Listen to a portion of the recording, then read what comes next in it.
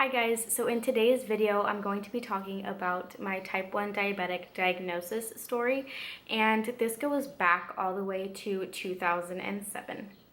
So I was about 13 years old. It was a summer going into my 8th grade year, so I was in middle school. And first of all, a lot going on in middle school already. You're trying to like figure out who you are, I suppose. You know, like there's a lot of like stuff going on. My best friend at the time, her name is Shania. Hey Shania, if you're watching this, hi. We had decided, you know, as normal middle schoolers do, we thought we were like big, okay? When actually we're a size like 4 or 2, we're tiny, okay?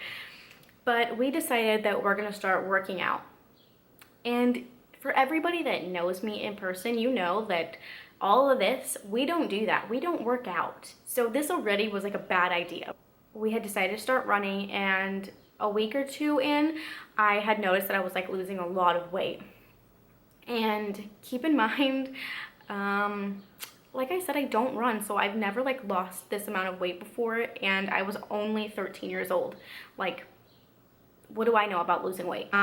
Little did I know, it wasn't because I was working out. I was really tired as well, so that's another symptom. I was really tired, but I just thought it was from like working out. So, you know, I correlated those two as like being the reason why. Like I was tired and I was losing weight because I was working out. I actually had lost about 14 pounds within 2 weeks.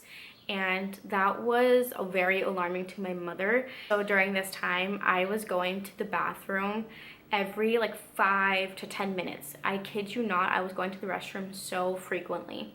And also, just to add to that part, my mom because my mom thought like maybe I was getting a cold, so my mom, or like the flu, so my mom had gotten gallons of water, because I've always liked water. That's been my #1 choice of like drink. So my mom got gallons of water, but also she was getting me gallons of Gatorade. And I laugh because now looking back, like that was the worst thing I could have drank. Like the amount of carbohydrates that are in a gallon of Gatorade. So, I mean, obviously she didn't know. So, I was drinking those, but I was drinking a gallon, I kid you not, within an hour. I had drank a whole gallon of either the Gatorade or the water within an hour. At this time, my mom was like, okay, like something's definitely wrong.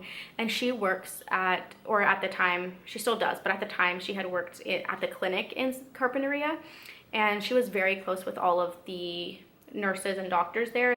So they did the finger prick, and about 5 minutes later, I want to say, the doctor came back into my sister's room and basically said, "You're type 1 diabetic. Do you want me to call an ambulance to take you to the hospital, because you need to go now?" Had all agreed to, you know, go home, get some stuff packed, because we really didn't know what was to come.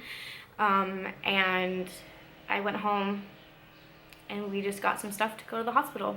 They obviously tested my ketones, and oh my god, it was crazy. I was there for a week and a half. I definitely have not accepted the fact that I'm type 1 diabetic, and I know that's really kind of dumb, because it has been 13 years now. In August 17th, 2007 is actually when I got diagnosed, and they say that you'll never forget your diagnosis date. But anyways,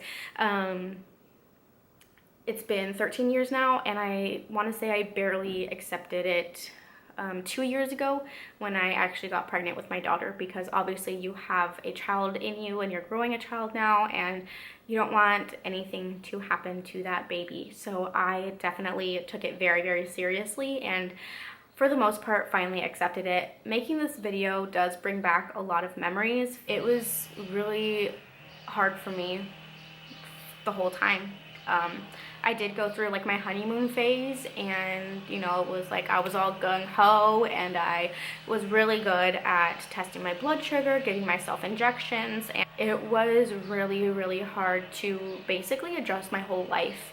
And for my mom and my sister as well, I mean, the amount of mood swings that I would have, I feel bad for them. Not been the best diabetic that there is in the world, and I have had way too many hospitalization visits and feelings, but I guess it's kind of good to express that and at least talk to somebody about it, and this is a great way for me to do it, and also to kind of spread a little bit more of awareness, because I know that a lot of people don't know a lot about type 1 diabetes. Do have a scar actually from the gas test. I believe that's what it's called. It's a gas test when you first get diagnosed. I'm not sure what exactly it does. Again, I'm not a nurse, but I do have a scar. I think it's, can you still see it? Yeah. That dot right there. She's a good noticeable one. That was by far, to this day, the worst like test I've ever gotten, needle I've ever had. It's pretty much my diagnosis story. I do want to add, for any other diabetics that are out there watching this, I want to know if you guys have any like memory issues. I don't know if it's just like the person that I am, or if it's the diagnosis or the diabetic in me, but I have literally the worst memory I could think of.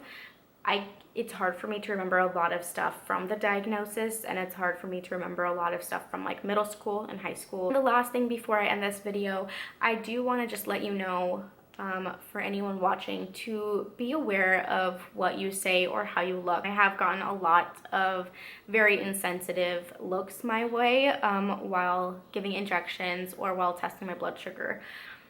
Even just being like at the pool or the beach, I've gotten a lot of insensitive looks as well, because I do have a lot of like bruises on my stomach area and scars on my stomach area because of the injections over the years. Thank you guys for watching my video today, and I'll see you in my next one. Bye guys.